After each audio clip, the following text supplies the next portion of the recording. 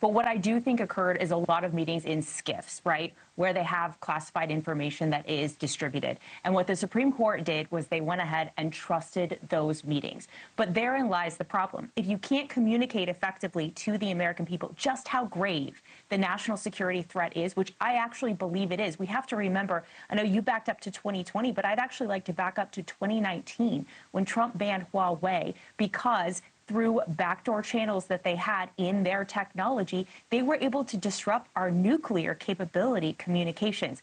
That's pretty grave. And I think if we had that information out there for the public to consume, that would go a long way. I get that we cannot reveal all classified information, and I respect that, and we shouldn't.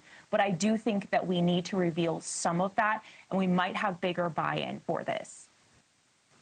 All right, one more thing, and then I want to go to Joanne, and obviously you weigh in whenever you want, Tracy. Explain to me, if it's that way, why has it been allowed to exist this long? Why is Trump and all these other lawmakers on it, okay? And how is it any different than what we know they've been able to, not we, you know they've been able to do on other social media platforms, along with Russia, Iran, North Korea, and probably the platform companies also, because like I said up top, and as we both know, the three of us start talking about whatever common hobby we have, all of a sudden we're all getting ads for them. So everybody's taking our information and figuring out how to cash in on it. How is TikTok any different? I think that's a great question. In my opinion, it's actually less about information, because I completely agree with you. Our information is out there, whether we like it or not. I use these platforms as well. Look, listen, it is banned on all federal devices. They are not allowed to have it. And 34 of the 50 states have actually banned it on their state devices as well. I personally feel, although I don't have a top secret security clearance anymore, that it goes deeper than just sharing information.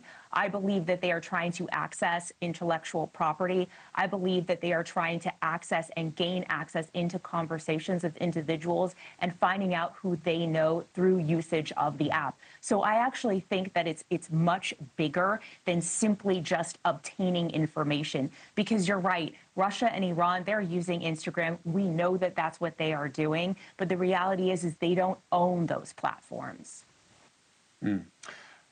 Well, technically, they don't own this one either, right? I mean, this guy is Chinese, but he says they don't own, they don't control. I don't know why the easy fix that Trump doesn't come up with is relocate out of China, incorporate in the United States. I'll fast track your citizenship, and now we don't have the problem anymore, and the servers are already here. Because look at those other apps that are blowing up the Apple lists now, and their servers are in China. So are they going to get banned next? That's why you had to make the case to the American people. The Senate didn't even debate it, and it was 86-11. All right, Joanne, you have listened patiently. Thank you. You're a lawyer and a content creator. We're now all operating with equal information. You have the rest of the time of this segment. How is it going to affect you, and what do you think the equities are in this situation? Well, Chris, thanks so much for having me. First of all, it's been incredibly enjoyable to listen to your preamble to this entire segment. And Tracy's done a fantastic job of giving us a little bit of insight into what you exactly said. We have no information about this supposed national security risk that justifies this immense burden on our First Amendment right. I came onto TikTok exactly when Donald Trump was banning it. And the first order of business for me at that time was to create content on whether or not this executive order was a violation of the First Amendment. We're talking about political speech, the most revered of all of the categories of speech under the First Amendment. And that is exactly what is being burdened, which is what the Supreme Court said in its opinion. Now, in terms of how it's going to affect me and hundreds of millions of users on TikTok, whether they're small businesses, content creators, or simply consumers, is, as you note, a complete regulation and elimination of this entire category of speech. But also, it's going to hit their bottom lines. We're talking about massive dollars to the U.S. economy, and at a time when grocery bills are like at unbelievable highs, when healthcare costs are burdening so many middle American families. This is money that these users cannot afford to lose, and it's certainly going to impact my own bottom line as well. Well, listen, Joanne, you continue to have a forum here to discuss what happens and what the impact is.